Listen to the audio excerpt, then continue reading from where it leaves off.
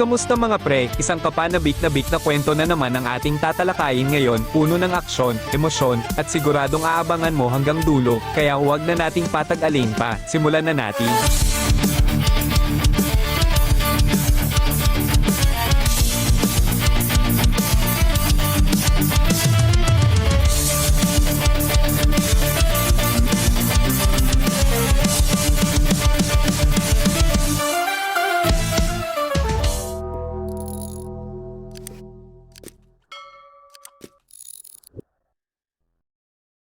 Ang kwento ng mga pirata ay nagsisimula sa isang marahas na pag-atake sa isang cruise ship ng malupit na pirata na si Alvida. Kasama sa kanyang mga tauhan na si Kobe, isang mahiyain na bata na nangangarap maging isang marine ngunit natatakot tumakas mula sa kamay ni Alvida. Isang araw, natagpuan ni Kobe ang isang bariles na lumulutang sa dagat. Sa kanyang pagkabigla, lumabas mula sa bariles ang isang batang nagngangalang Monkey D. Luffy. Mabilis na ipinakita ni Luffy ang kanyang kakayahan sa pamamagitan ng madaling pagtalo sa tauhan ni Alvida. Inamin niya na siya ay may kapangyarihan mula sa gum-gum fruit na nagpalit ng kanyang katawan sa goma.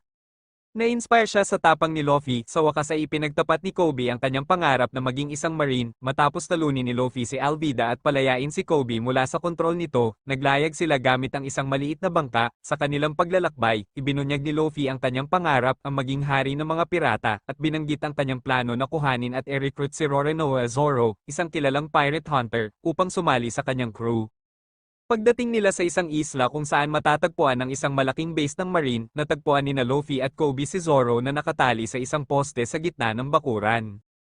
Kahit na nakagapos, kilala si Zoro bilang isang mabangis na mandirigma. Agad na inalok ni Luffy si Zoro na sumali sa kanyang crew, ngunit tumanggi si Zoro. Sa bayan, nakilala nila ang isang batang babae na nagngangalang Rika, na nagsabi sa kanila kung paano dinala ni Helm Epo, ang mayabang na anak ni Captain Morgan ang kanyang alagang lobo sa bar at tinakot ang mga tao.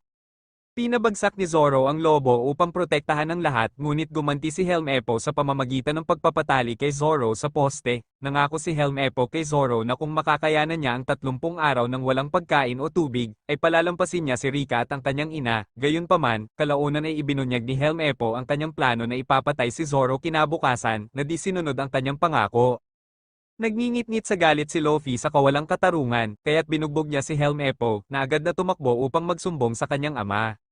Determinado si Luffy na iligtas si Zoro, kaya't pumasok siya sa base ng marine upang kunin ang 3 espada ni Zoro habang si Kobe ay sinusubukang kalagan ito at ipaliwanag ang sitwasyon. Si Captain Morgan, isang malupit na pinuno na namumuno sa isla gamit ang kamay na bakal, ay nag-utos ng pagpatay kay Luffy at Zoro. Habang nagpapaputok ang mga marine, ginamit ni Luffy ang kanyang katawan na goma upang protektahan sila mula sa mga bala.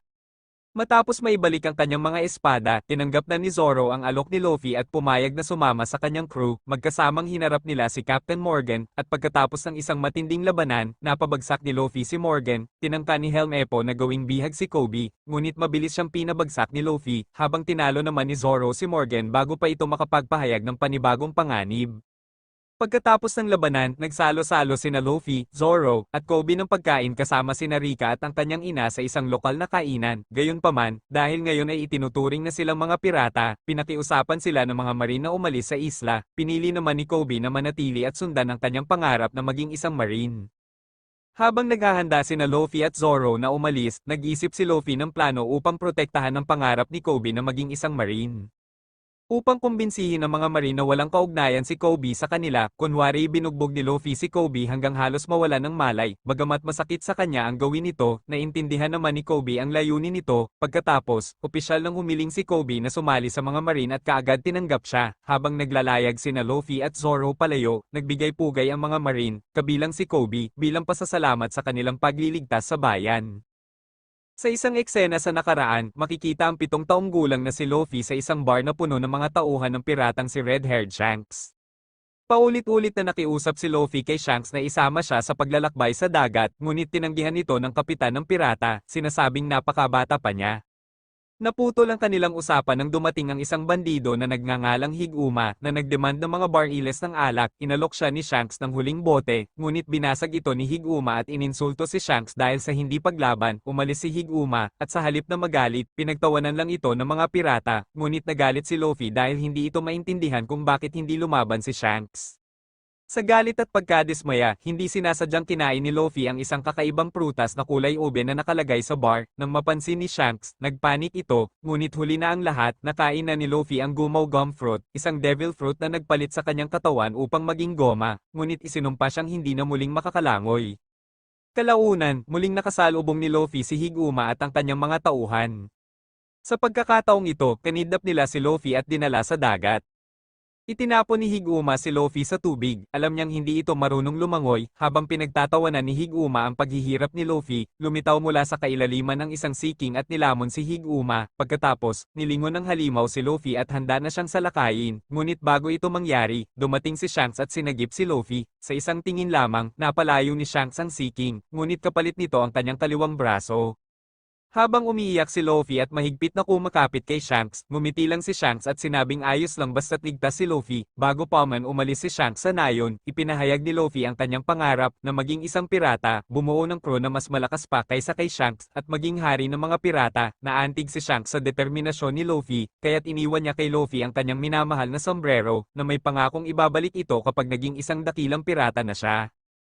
Balik sa kasalukuyan, pinatalsik ni Luffy ang sarili sa ere gamit ang kanyang goma upang hulihin ang isang ibon, ngunit sa halip, nahuli siya ng ibon, naiwang mag-isa si Zoro sa bangka at pilit na humahabol sa pamamagitan ng sagwan. Sa kanyang paglalakbay, nasagip niya ang tatlong castaway na dating tauhan ni Buggy the Clown.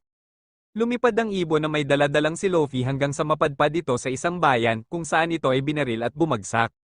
Nahulog si Luffy sa harapan ni Nami, isang tusong magnanakaw na tinutugis ng tauhan ni Buggy matapos nakawin ang mapa ng Grand Line. Sinamantala ni Nami ang pagkakataon at nilito ang mga tauhan ni Buggy sa pagsasabing si Luffy ang kanyang boss amo, dahilan upang makatakas siya. Matapos talunin ni Luffy ang mga tauhan ni Buggy, iminungkahi ni Nami na magtulungan sila. Nang malaman ni Luffy na isa siyang navigator, inalok niya si Nami na sumali sa kanyang crew, ngunit matindi pala ang galit ni Nami sa mga pirata kaya tumanggi siya. Niloko ni Nami si Luffy upang magpatali ito at dalhin kay Buggy, kunwari sumasali siya sa grupo ng clown na pirata, bilang pagsubok sa kanyang katapatan, inutusan ni Buggy si Nami na patayin si Luffy, ngunit hindi nagawa ni Nami na gawin ito, nang magtangkang salakayin siya ng tauhan ni Buggy, dumating si Zoro sa tamang oras upang iligtas ang kanyang kapitan. Nakilala agad ni Buggy si Zoro bilang kilalang pirate hunter at agad siyang hinarap. Sa unang tingin, tila natalo ni Zoro si Buggy sa pamamagitan ng paghiwa-hiwalay sa kanyang katawan, ngunit sa pagkagulat ng lahat, buhay pa rin si Buggy. Ibinunyag niya na nakain niya ang chop-chop fruit na nagbigay sa kanya ng kakayahang paghiwalayin ang kanyang katawan at maging immune sa pagkaputol. Bagamat sugatan, nagawa pa rin ni Zoro na buhatin ang hawla kung saan nakakulong si Luffy at tumakas kasama si Nami. Sa kanilang pagtakas, nakatagpo nila ang isang maliit na aso na nagngangalang Chow Chow na nagbabantay sa tindahan ng kanyang yumaong amo ng buong katapatan. Alam man niyang wala na ang kanyang amo, nanatili si Chow Chow upang protektahan ang tindahan. Ngunit dumating si Moji, ang beast tamer ng grupo ni Buggy, kasama ang kanyang higanteng leon na si Richie. Madaling natalo ng leon ang maliit na aso at sa gitna ng kaguluhan, hindi sinasadyang nabuksan ni Richie ang hawla ni Luffy, na nagpadapo sa kanya sa ere. Sa kabila ng matapang na pagtatanggol ni Chow Chow, wala siyang laban sa mabangis na leon. Sa huli, sinunog ni Moji ang tindahan, na siyang pinakamamahal ni Chow Chow. Nakita ni Luffy ang pagkasira ng tindahan at ang labis na sakit na naramdaman ni Chow Chow. Sa tindi ng galit ni Luffy, nag-alab ito at nagbigay ng matinding suntok kay Moji na agad niyang pinabagsak. Naantig si Nami sa kabutihan ni Luffy kay Chow Chow, kaya't pumayag siyang pansamantalang makipagtulungan kay Luffy, dala na rin ang kanyang galit sa grupo ni Buggy. Habang lumalala ang kaguluhan, nagalit ang alkalde ng bayan dahil sa pananakot ni Buggy, tumakbo siya upang harapin ang pirata, ngunit pinigilan siya ni Luffy, hinimatay ito upang maiwasan ang tiyak na pagkamatay. Samantala, si Zoro, na sugatan pa rin, ay nakipaglaban kay Cab Aji, ang pangalawang in command ni Buggy, sa kabila ng kanyang mga sugat, nanaig ang husay ni Zoro at natalo niya si Cab Aji. Habang nakikipaglaban si Zoro, lihim na naghanap si Nami ng mapa ng Grand Line, samantala, hinarap naman ni Luffy si Buggy, na napagtanto na maaari niyang saktan si Luffy sa pamamagitan ng paghiwa sa katawan nitong goma. Lumala ang laban ng masira ni Buggy ang mahalagang sombrero ni Luffy, isang regalo mula kay Shanks, na lubos na nagpagalit kay Luffy. Sa gitna ng laban, isiniwalat ni Buggy na minsan silang naging apprentice pirates ni Shanks sa iisang barko. Ikinwento niya kung paano aksidenteng naipakain sa kanya ni Shanks ang isang devil fruit na balak niyang ibenta para sa malaking halaga, na sumira sa kanyang pangarap na makahanap ng kayamanang nasa ilalim ng dagat. Habang nagpapatuloy ang labanan, matalino namang ninakaw ni Nami ang mga nahiwalay na bahagi ng katawan ni Buggy na nag-iwan sa kanya ng walang kalaban-laban. Sa isang makapangyarihang gum-gum bazooka, pinaulanan ni Luffy ng suntok si Buggy na nagpolipad sa kanya palayo, tinapos ang banta sa bayan. Bagamat nailigtas ni na Luffy at ng kanyang grupo ang bayan, napilitang umalis sila matapos magkamali ang mga residente sa pag-aakala na inatake ni Luffy ang alkalde. Gayunpaman, lihim na nagpasalamat ang alkalde sa kanila bago sila umalis. Pagdating sa Syrup Village at pagtatagpo kay Usopp. Pagkatapos magliyag patungo sa ibang isla, sinalubong sina Luffy, Zoro, at Nami ni Usopp, isang kilalang sinungaling na sinubukang takutin sila gamit ang kwento ng isang paparating na pag-atake ng mga pirata. Sa likod ng mga bushes ay nagtatago ang tatlong bata, mga miyembro ng tinatawag nilang Usopp Pirates. Nang makita ni Usopp ang straw hat ni Luffy, agad siyang napuno ng saya at nagsimulang magkwento tungkol sa kanyang ama na si Usopp, isang sharpshooter na kasalukuyang naglalayag kasama ni Shanks. Dinala ni Usopp ang grupo sa isang kalapit na kainan kung saan sila naghapunan bago nagpaalam si Usopp upang bisitahin ang isang mansyon sa gilid ng bayan. Ang mansyon ay pagmamay-ari ni Kaya, isang mabait ngunit may karamdaman na dalaga na nagmana ng kanyang yaman matapos mamatay ang kanyang mga magulang. Ang kanyang butler na si Claudor ay tutol sa pagkakaibigan nila ni Usopp at ipinagbawal ang kanilang pagkikita. Sa kabila nito, regular na bumibisita si Usopp kay Kaya upang magkwento ng mga kwentong puno ng imahinasyon at kasinungalingan upang mapagaan ang loob nito. Isa sa kanyang mga kwento ay tungkol sa pakikipaglaban niya sa isang dambuhalang goldfish na ang dumi ay kasinlaki ng mga isla. Samantala, dinala ng mga batang tagasunod ni Usopp sina Luffy, Zoro, at Nami sa mansyon ni Kaya, ipinaliwanag kung paano napapasaya ni Usopp si Kaya sa kabila ng kanyang kalungkutan mula sa pagkawala ng kanyang mga magulang. Napagpasyahan ni Luffy na dapat nilang hilingin kay Kaya na humingi sa kanila ng barko, dahil mahigpit na binabantayan ang mansyon, ginamit ni Luffy ang kanyang gum-gum na kapangyarihan upang ilipad ang grupo sa ibabaw ng bakod, na nagresulta sa kanilang pagbagsak malapit kay Usopp. Habang nagre-recover mula sa kanilang pagkakabagsak, dumating si Claudor at hinarap sila, inaakusahan ng mga nanghihimasok, ininsulto niya si Usopp, tinawag ang kanyang ama na isang maruming pirata, na labis na ikinagalit ni Usopp. Sa tindi ng galit, sinuntok ni Usopp si Claudor at umalis, na siyang nagresulta sa pagbuwag ng Usopp Pirates. Kinaumagahan, nakatagpo ni na Zoro at Nami ang isang kakaibang lalaking nagngangalang Django na nagsabing isa siyang walang kwentang hypnotist. Ipinakita ni Django ang kanyang kakayahan ngunit aksidenteng na-hypnotize ang sarili at nakatulog sa gitna ng daan.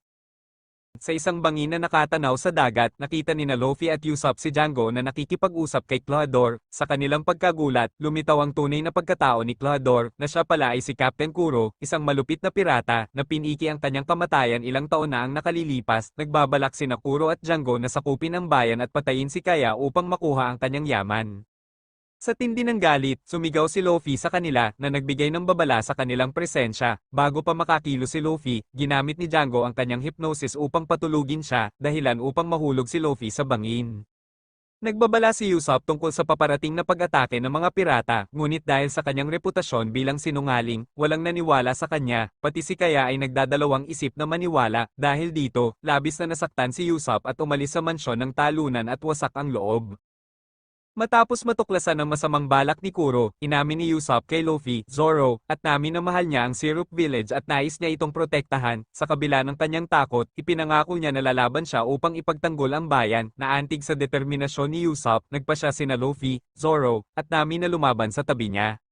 Bumuo ang grupo ng plano upang ambusin ang Black Cat Pirates sa isang slope na papunta sa bayan. Nagbuhos sila ng langis sa daanan upang madulas ang mga pirata at bigyan sila ng pagkakataong umatake. Pagsapit ng bukang liwayway, lumapit ang barko ng Black Cat Pirates sa Syrup Village.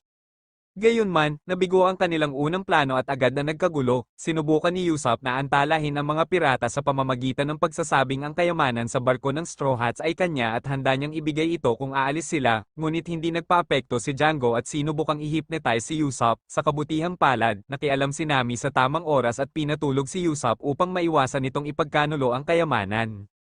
Dumagsa ang mga pirata at sinimulang lumunin ng kanilang dami si Usopp. Sa tamang sandali, dumating sina Luffy at Zoro, pinadapa ang mga kaaway gamit ang kanilang lakas. Galit na sinermonan ni Zoro si Nami sa pag-iwan sa kanya, habang sumigaw naman si Luffy kay Usopp dahil sa maling direksyon na ibinigay nito sa kanila. Lumuhod si Django sa tabi ng mga bumagsak na pirata at ginamit muli ang kanyang hypnosis upang muling pasiglahin ang kanilang pag-atake. Sa kasamaang palad, naapektuhan rin si Luffy ng hypnosis. Sa kanyang pinalakas na estado, ginamit ni Luffy ang Gum-Gum Gatling upang durugin ang mga pirata at kahit ang harapang bahagi ng barko ni Kuro ay kanyang winasak. Ngunit pagkatapos, nawala ng malay si Luffy, na nag-iwan sa kanya ng walang kalaban-laban. Naramdaman ni Django ang pagkakataon, kaya't inihanda niya ang susunod na pag-atake at tinawag sina Siam at Buchi, ang Nyaban Brothers. Humarap si Zoro sa isang matinding laban laban kina Siam at Buchi na ginamit ang kanilang malapusang liksi upang magkaroon ng kalamangan. Naaga ni Buchi ang mga espada ni Zoro at itinapon ito, dahilan upang mapilayan si Zoro. Sinubukan namang tumulong ni Usopp sa pamamagitan ng pagbaril sa magkapatid, ngunit pinigilan siya ni Zoro, sinabing huwag nilang ipagsapalaran ang kanilang buhay. Nakita ni Nami ang kagipitan ni Zoro at nagmadaling tumakbo upang kunin ang kanyang mga espada. Ngunit mabilis na kumilos si Django at ginamitan siya ng chakram na tumama sa kanyang balikat habang papalapit na si Django at ang iba pa upang tapusin ang Straw Hats. Dumating si Kuro, galit na galit dahil nagkakagulo na ang kanyang plano. Sa wakas, nabawi ni Zoro ang kanyang mga espada dahil sa pagsisikap ni Nami. Sa sandaling ito, pinakawalan ni Zoro ang kanyang makapangyarihang Tiger Hunt na teknik na tumapos sa Nyaban Brothers sa isang iglap. Sa mansyon, natuklasan ni Kaya si Mary na malubhang sugatan at nalaman niya ang totoo na plano ni Kuro na patayin siya at nakawin ang kanyang kayamanan. Napagtanto niyang tama si Usopp mula sa simula. Sa kabila ng takot, hinarap ni Kaya si Kuro sa tuktok ng slope, tinutukan siya ng baril at inutusan siyang umalis sa nayon. Ngunit hindi natinag si Kuro, ipinaalala niya kay Kaya ang kanilang mga taon na magkasama at kinuha ang baril mula sa kanyang kamay. Alam niyang hindi siya magpapaputok. Habang nahuhulog ang baril sa lupa, pinulot ito ni Usopp at binaril si Kuro, ngunit hindi ito tumama. Bago pa makaganti si Kuro, dumating si Luffy at pinatamaan si Kuro sa mukha. Ipinahayag na marami pa siyang ibibigay dito. Nagsimula ang kanilang laban, kung saan hinarap ni Luffy ang mapanganib na silent step ni Kuro, na nagbigay sa kanya ng bilis na parang anino. Samantala, inutusan ni Usopp ang mga bata na ilayo si Kaya sa panganib, ngunit hinabol sila ni Django. Sinundan sila ni Zoro kasama si Usopp upang protektahan si Kaya. Sa gitna ng laban, ginamit ni Kuro ang kanyang pinakamalakas na atake, ang Shakushi, isang mabilis na serye ng pag-atake na walang pakialam kahit sa kanyang sariling tauhan. Nag-alab si Luffy sa galit sa kawalang puso ni Kuro. Sa tamang tiyempo, ginamit ni Luffy ang kanyang mga kamay upang atali si Kuro at winikasan ang laban gamit ang isang matinding gum-gum bell. Samantala, na-corner na ni Django sina Kaya at ang mga bata, nang itataas na ni Django ang kanyang chakram upang patayin si Kaya. Natano ito ni Usopp at agad na bumaril ng Firestar, na tumama kay Django at nailigtas si Kaya. Matapos matalo si Kuro, napakiusapan ni Usopp si Kaya at ang mga taga-nayon na itago ang insidente upang mapanatiling payapa ang Syrup Village. Bilang pasasalamat, ipinagkaloob ni Kaya sa Straw Hats ang Going Merry, isang matibay at maasahang barko na dinisenyo ni Mary.